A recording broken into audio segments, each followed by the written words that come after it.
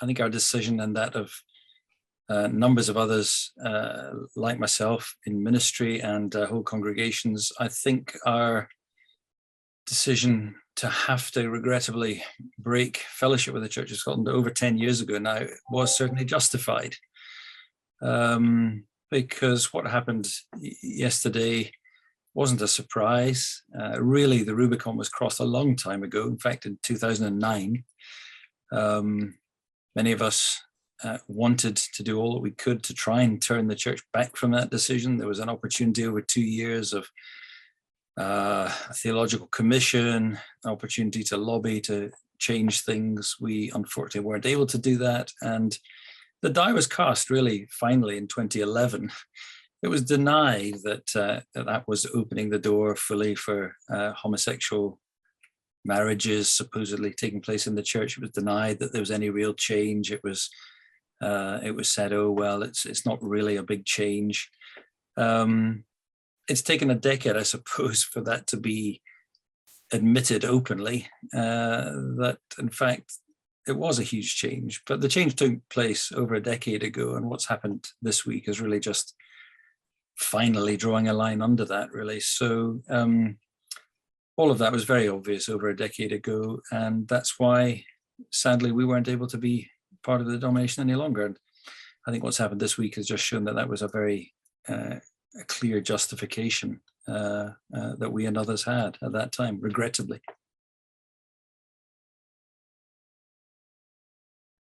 Well, I think the consequence for the Church of Scotland will be more of the same of what we've been seeing over the last decade and more, and that is, I'm afraid, very steady decline. In fact, I think it's accelerating decline.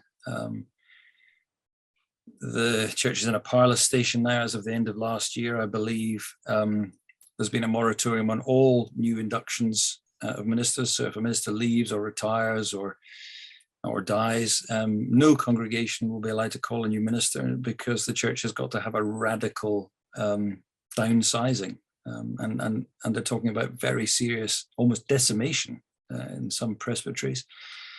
COVID, I think, has accelerated that.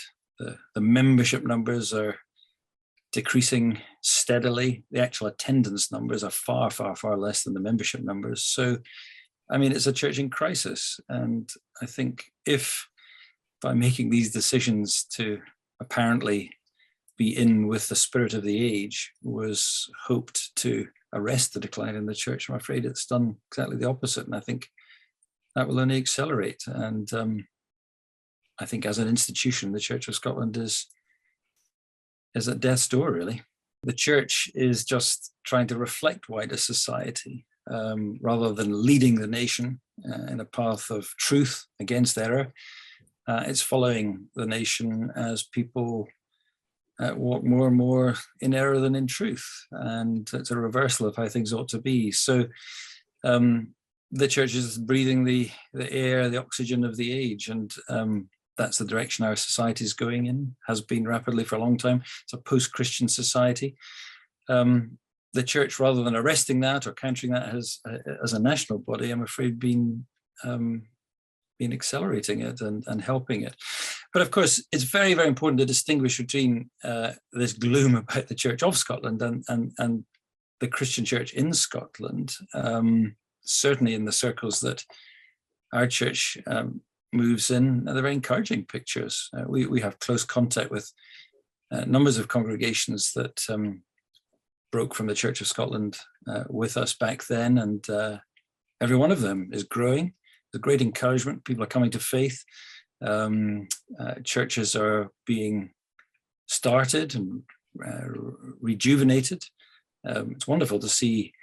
Well, it's a bittersweet thing, but it is wonderful to see churches that have been closed because of decline, buildings that is being taken over and used for congregations that are alive and growing. And so I hope there'll be much more of that to come. And I think all the evidence is that there will be. While numbers training for ministry in the national church are plummeting, quite the opposite is happening in other things. And I'm involved with the Cornhill training course in Scotland, and we're training far, far more people just in that than are training across the whole of the Church of Scotland. We've got more pastors coming to the pastors training course. And so the picture of the real church in Scotland is very different. It's not necessarily what's in the newspapers, but it's what matters. And right across different denominations and groupings, there are many, many things to encourage. And I think the lines are being clarified, I think, between real Christianity and just, I suppose, what you might call civic Christianity. For people who are people who see just the importance of marriage and the family, and that is not just Christians, but it's right across people of many different faiths, but plenty of people who have no profession of faith, but who understand that marriage and family is the bedrock of society. Of course, there's a discouragement to see another institution falling, but I hope it will redouble people's efforts to realize that you can't rely upon historic institutions to hold things up. And Christians, as well as all others of good faith and people who see the importance of their family, need to realize that they have a voice and they need to make their voice heard in the public square, because the family and marriage is a bedrock of our society. And these moves away from protecting family life and cherishing marriage and family life and weakening the foundation of marriage can only damage our communities and damage our national life. And there are multiple ways in which the denigration of marriage is being seen to have effects across society. And of course, it is principally the least advantaged and the poorest people who suffer the most. Marriage has, in many ways, become a sort of middle-class luxury accessory, the province of the wealthy, and that's a very, very sad thing and a dangerous thing for society.